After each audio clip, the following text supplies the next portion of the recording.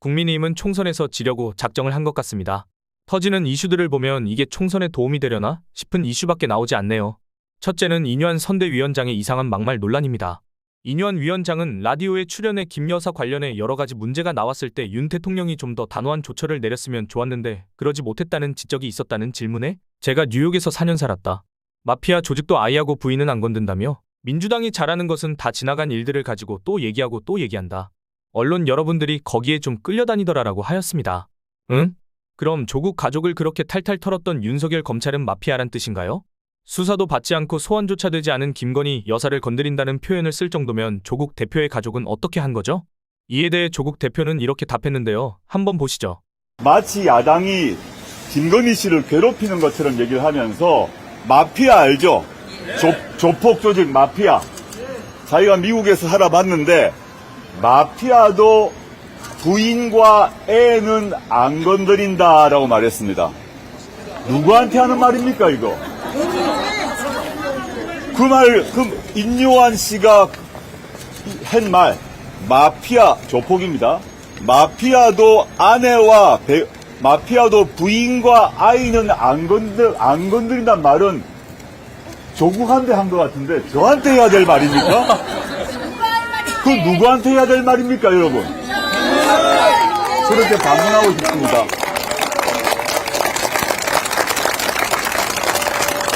조국 대표 입장에서는 정말 황당할 것 같습니다. 다음은 진중권이 생방송 도중 갑자기 하차하겠다고 하여 논란인데요. 진중권은 박재홍의 한판승부라는 라디오에 출연하여 화제가 됐던 한동훈 국민의힘 비상대책위원장의 정치를 개같이 하는 사람이 문제 발언을 소재로 이야기하던 중에 갑자기 이재명 대표의 막말은 라이브로 다루지 않았다며 편향된 방송 시스템에 항의를 한 것입니다.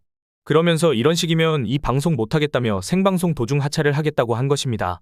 그 장면을 그대로 보여드리고 이어가 보겠습니다. 정도는 아니었다고 그러니까 봅니다. 라이브로 틀었어야 되는 거예요, 그 발언도. 그 발언들은 얼마나 천박한지 아십니까? 계모 발언도 얼마나 천박하지 않습니까? 한 번도 우리 라이브로 안 틀었죠. 근데 이런 발언들을 꼭 라이브로 틀더라고.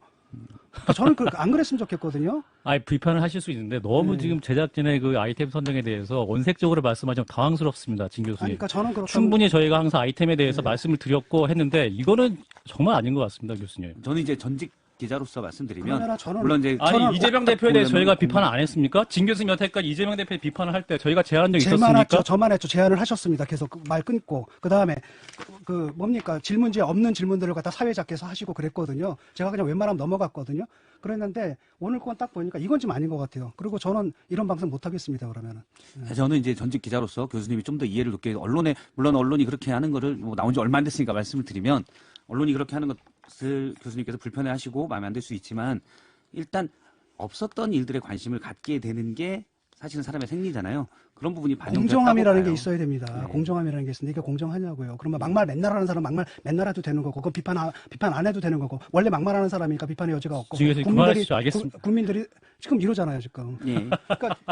그러니까 저는 그러면은 이 방송 못 하겠습니다. 그리고 저는 그만할게요, 이제. 저도 제작진한테 이미 말씀을 드렸는데, 예.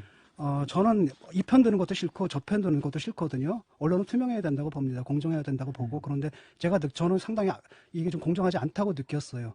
그래서 저는 못할 것 같아요, 이 방송을 이제는. 예. 진 교수님, 저희가 충분히 오늘- 항상 오늘은- 말씀하실 수 있도록 기회를 항상 드려왔고 그리고 항상 양 패널이 동시에 말씀하실 수 있도록 대화해보는 제가 사회자서 아니, 해왔습니다. 문제는 뭐냐면 저는 저분들은 저쪽에 앉은 분들은 항상 민주당 편만 들었잖아요. 교수님 제가 그랬습니까? 아니, 대부분 다 민주당 편을 들었고, 네. 그다음에 이쪽에 있는 교수님, 저 같은 알겠습니다. 경우에는 지금 오히려 저쪽을 갖다 비판하다가 정부를 비판하다가 지금 방심해서 제재도 받고 이런 상황이란 말이죠. 그런 상황인데 그렇다고 한다면 여기에도 거기에 맞는 사람이 와 있어야 될 것 같아요. 제가 말씀드리면 그래야 공정할 것 뭐 같습니다. 저는 교수님이 그런 부분은 이해해 주실 거라고 믿는데 저도 예전에 교수님하고도 방송을 많이 했었잖아요. 제가 진행하는 프로그램에도 교수님의 모두가기의 그 스탠스를 저도 좋아하고 존경합니다. 그리고 저도 사실 이거 이슈에 따라 변하는 건데 사실 예전에 민주당 공천파동 2월에 3월 초까지 나왔을 때는 교수님도 마찬가지고 저도 마찬가지고 이건 사천이다.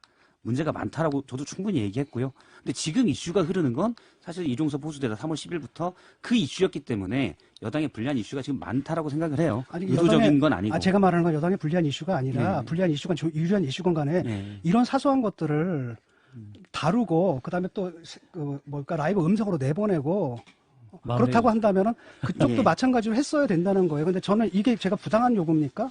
그건 아니잖아요. 생방송 중에 이렇게 말씀하신 건 아니었던 것 같고요. 그 얘기는 일단 여기까지 마무리하도록 하겠습니다. 그럼 박재홍의 한판 승부는 그동안 이재명 대표에 대한 비판적 소재를 다루지 않았을까요? 그건 사실과 다릅니다. 보시는 것처럼 종종 이재명 대표의 소재도 다루기도 했는데요.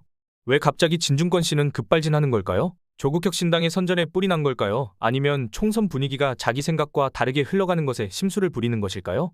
그러면서 이 방송 패널이 편향됐느니 소재가 편향됐다고 하는데 참, 개인적으로 TV조선 강적들이라는 프로그램에 출연하는 진중권 씨가 그런 말을 하니 기가 찹니다.